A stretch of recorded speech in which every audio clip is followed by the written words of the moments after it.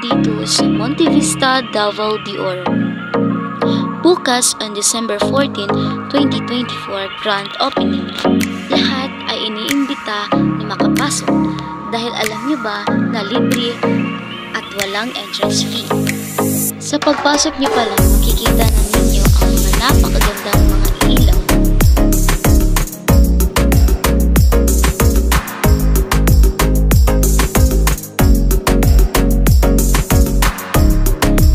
Kung kayo naman ay nagugutom, pwede kayong bumili na mayroong naka-display ng mga pagkain.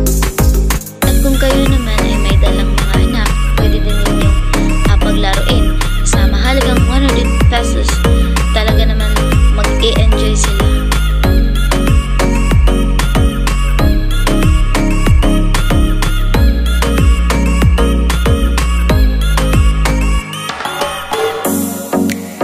At alam niyo rin ba na marami kayong makikita mga entries kagaya ng barangays at schools.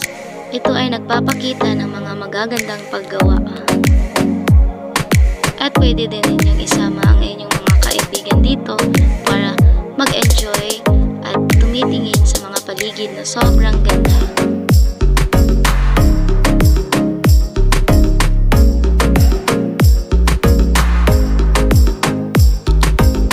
At kung kayo naman ay nagugutom, meron din silang tinatawag na food court na pwedeng pampamilya, pangkaibigan, at meron ding nakadisplay sa labas na pwede ninyong pagpilian.